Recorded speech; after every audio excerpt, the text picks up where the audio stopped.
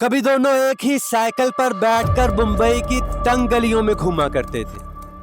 दोनों के जूतों में सुराख थे, पेट में भूख और आंखों में ख्वाब। एक का नाम राजिंदर था, दूसरे का दाऊद। दोनों छोटे मोटे गुनाहों से बड़े जराइम की दुनिया तक पहुंचे और आखिरकार एक दूसरे के सबसे बड़े दुश्मन बन गए। दोस्तों, एक कहानी है दोस्त से दुश्मन बनने वाले दो डॉन्स की। ये कहानी है खून, धोखे, साजिश और ताकत की, जहां गोलियां सिर्फ दुश्मनों को नहीं, अपने भाइयों को भी लगती, जहां डी कंपनी बनी और फिर टूटी और शुरू हुआ भारत की तारीख का सबसे खतरनाक गैंग वॉर। छोटा राजन बामुकाबला दाऊद इब्राहिम। 1980 की दहाई में मुंबई बदल रहा था और उसके साथ बदल रहे थे उसके गलियों के बादशाह। दाऊद इब्राहिम एक पुलिस कांस्टेबल का बेटा जिसने खुद पुलिस से बदला लेने की कसम खाई थी, और राजिंदर नकलीजे जो बाद में छोटा राजन कहलाया। एक प्रिंटिंग प्रेस में काम करने वाला आम सा लड़का जो फिल्मों के पोस्टर चिपकाते चिपकाते जराइम की दुनिया में आ गया। दोनों का एक ही ख्वाब था, मुंबई के अंडरवर्ल्ड का बादशाह बनना। शुरू में दोनों ने एक साथ काम किया। दाऊद दिमाग था, राजन बाजू। एक साजिश बनाता, दूसरा गोली चलाता। उन्होंने छोटे मोटे लड़कों को इकट्ठा किया, भत्ताखोरी शुरू की, लोकल पॉलिटिक्स में कदम रखा और देखते ही देखते डी कंपनी का जन्म हुआ। ये कंपनी सिर्फ जराइम नहीं करती थी, ये गवर्नमेंट के अफसरों, पुलिस, हत्ता के फिल्म इंडस्ट्री तक को कंट्रोल करने लगी थी। जिसने इनकार किया मारा गया। वक्त गुजर रहा था और डी कंपनी अपने अरूज पर पहुंच चुकी थी। दाऊद अब न सिर्फ मुंबई बल्कि खलीजी ममालिक में भी अपना नेटवर्क फैला चुका था। राजन अब भी उसका सबसे काबिल एतमाद साथी था, वो हाथ जो दाऊद के हुक्म पर कभी नहीं कांपता था। मगर फिर एक कत्ल ने सब कुछ बदल दिया। 1992 में दाऊद का बहनोई इब्राहिम पारकर मुंबई के नागपाड़ा इलाके में कत्ल कर दिया गया। दाऊद दहल गया, उसका खानदान खतरे में था और वो चाहता था कि राजन फौरन बदला ले, मगर राजन खामोश रहा।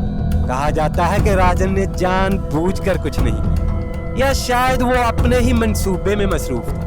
मगर दाऊद के दिल में पहली बार शकूक ने जन्म लिया। क्या राजन मेरा वफादार है या मेरी जगह चाहता है? इसी दौरान राजन ने दबी ज़बान में अपने लक नेटवर्क बनाने शुरू की।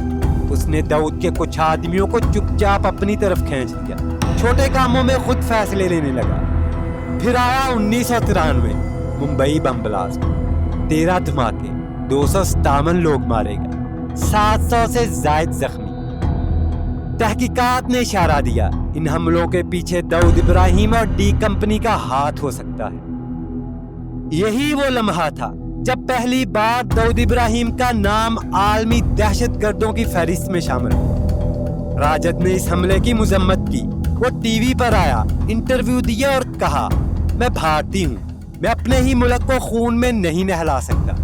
राजन ने खुद को मुहिब्बे वतन डॉन कहना शुरू कर दिया और दाऊद को मुल्क दुश्मन दहशतगर्द। उसने दाऊद को फोन किया और ये उनकी आखिरी कॉल।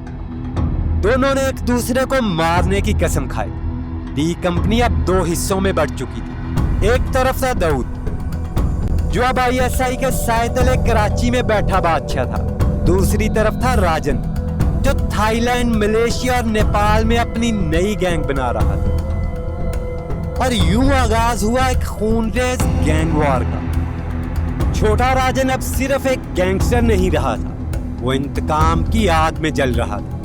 कुछ रिपोर्ट्स के मुताबिक राजन ने यह दावा भी किया कि डी कंपनी ने यह हमले भारत में बाबरी मस्जिद के बाद होने वाले फसादात का बदला लेने के नाम पर किए। कहा जाता है यही बयानिया उसे भारतीय पुलिस और खुफिया अदारों की खामोश रजामंदी दिलाता रहा, या कम से कम मुकम्मल मुजाहमत का सामना न करना पड़ा। अगले चंद सालों में दुनिया के अलग अलग हिस्सों में दाऊद के करीब तरीन साथी मारे जाने लगे। पहला बड़ा वार सन 2000 में हुआ। मुंबई के ही एक 5 स्टार होटल में दाऊद के करीबी आदमी इकबाल मिर्ची पर हमला किया गया, मगर वो बच निकला। फिर राजन ने अपने शूटर्स को भेजा नेपाल, मलेशिया, बैंकॉक, दुबई, और वहां दाऊद के कारिंदों को एक एक करके खत्म किया जाने लगा। इस जंग में सिर्फ गोलियां नहीं चल रही थी, बल्कि पैगामात भी दिए जा रहे थे। लाशों पर जुमले लिखे जाते थे, ये राजन का सलाम है दाऊद को। अंडरवर्ल्ड में एक अजीब सा खौफ फैल गया था। डी कंपनी के लोग अब अपने साए से भी डरने लगे, और यही वक्त था जब भारतीय खुफिया एजेंसी रा ने भी छोटा राजन से खुफिया राब्ते बढ़ा लिए। एक अनदेखी, अनकही पॉलिसी के तहत राजन को दाऊद के खिलाफ फ्री हैंड दिया जाने लगा, क्योंकि दाऊद अब सिर्फ एक गैंगस्टर नहीं, बल्कि भारत का मोस्ट वांटेड टेररिस्ट बन चुका था। ये वो मरहला है जहां छोटा राजन अंडरवर्ल्ड का आलमी खिलाड़ी बनने लगता है, और कहानी की डोर बॉलीवुड, बिजनेस और सियासत से जा जुड़ती है। उसने अपना network Bangkok, Malaysia, Dubai, Nepal, Singapore और श्रीलंका तक फैला लिया।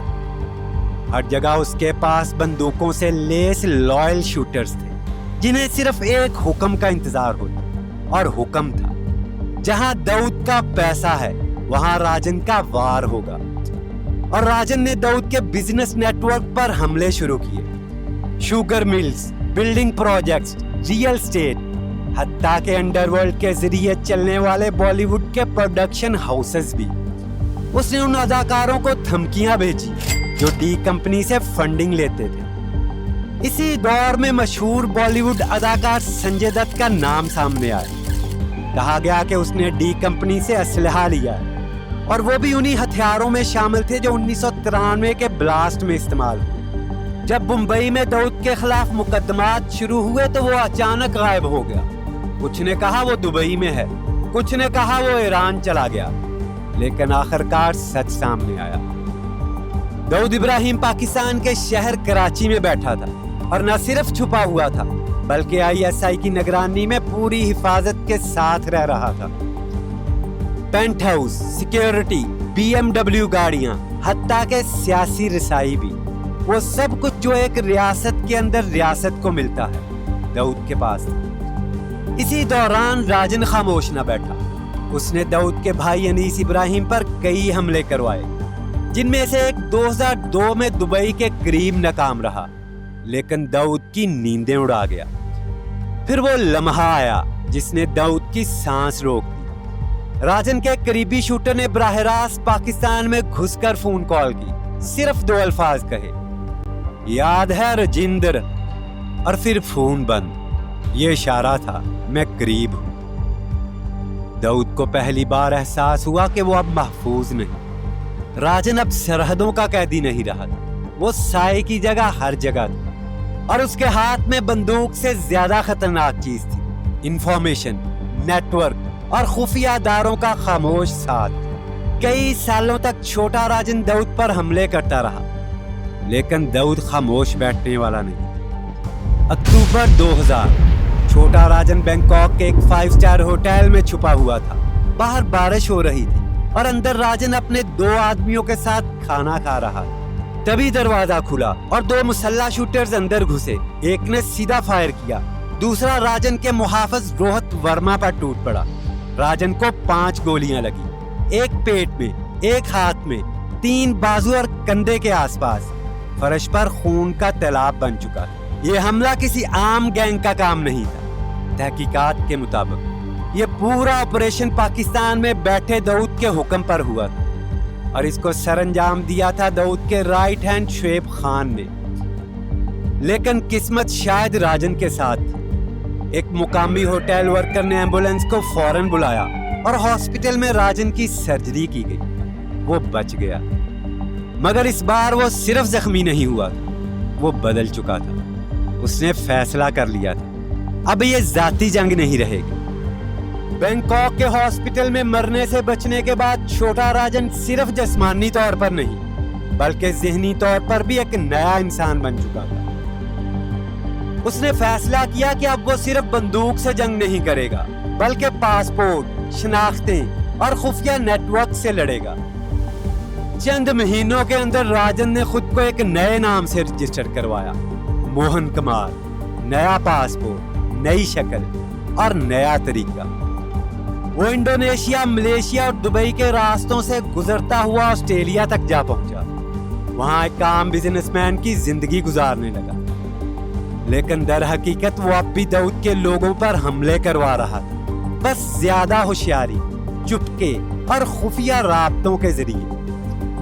इसी दौरान भारत की खुफिया एजेंसियां, खास तौर पर सीबीआई और रॉ, मुतहर्रक हो गई, क्योंकि दाऊद अब न सिर्फ अंडरवर्ल्ड का डॉन था, बल्कि पाकिस्तान के साथ साजबाज करने वाला मतलूब दहशतगर्द भी बन चुका था। लिहाजा भारतीय एजेंसियों ने राजन को एक खुफिया हथियार के तौर पर इस्तेमाल करना शुरू कर दिया। कई रिपोर्ट्स के मुताबिक राजन ने दाऊद के कई मनी लॉन्ड्रिंग ऑपरेशंस की मालूमात भारतीय एजेंसियों को दी। इन मालूमात की मदद से कई बड़े धंधे बंद किए गए और दुनिया को यह पैगाम दिया गया कि डी कंपनी अब पहले जैसी नहीं रही। अक्टूबर 2015 एक खुफिया इतला पर इंटरपोल ने बाली, इंडोनेशिया के एक होटल पर छापा मारा। कमरे में एक शख्स अखबार पढ़ रहा था, दाढ़ी में सफेदी, चेहरे पर थकन, पासपोर्ट पर नाम मोहन कुमार, लेकिन फिंगरप्रिंट्स ने पर्दा चाक कर दिया। ये था छोटा राजन, वो डॉन जिसे भारत 20 सालों से ढूंढ रहा था। कहा जाता है उसने खुद गिरफ्तारी दी, क्योंकि जानता था दाऊद अब इसके बहुत करीब है और जिंदा रहने की वाहद जगह वही मुल्क था जहां वो मोस्ट वांटेड था। ये वही राजन था जिसने बरसों में दाऊद के कई करीबी लोगों को निशाना बनाया। सलीम, जिंदरान, मजीद, सुनील, विनोद शेट्टी, श्रद्धा शेट्टी। हर मौत एक पैगाम थी कि राजन अभी जिंदा है। भारत वापसी पर हथकड़ियां, पुलिस का सख्त पहरा, मीडिया का हजूम, जैसे किसी सियासतदान का रेड कारपेट। मगर यह इस्तकबाल एक पुराने दुश्मन का था। अब तहाड़ जेल की दीवारों के पीछे उसके खिलाफ दहशतगर्दी, कत्ल, भत्ताखोरी और असलहा स्मगलिंग के केस खुले। अदालत में उसने बस एक जुमला कहा, मैं दाऊद का दुश्मन हूँ, भारत का नहीं। आज वो कैद में है। कभी खबर आती है सेहत खराब हो, कभी जेल में झगड़ा हो। उधर दाऊद पाकिस्तान में अपने बिजनेस एम्पायर को पर्दे के पीछे से कंट्रोल कर रहा है। कमजोर जरूर हुआ, मगर इतना नहीं कि राजन उसे भूल जाए। दोनों की जंग अब बंदूकों से नहीं, खामोशी से चल रही। वक्त के साथ लोग भूल जाते हैं, मगर अंडरवर्ल्ड में दुश्मनी कभी नहीं मरती, सिर्फ सो जाती है और फिर किसी रात अचानक जाग उठती है। दोस्तों, आपको आज की हमारी वीडियो पसंद आई हो तो लाइक करें, दोस्तों के साथ शेयर करें और चैनल को सब्सक्राइब करना मत भूलें।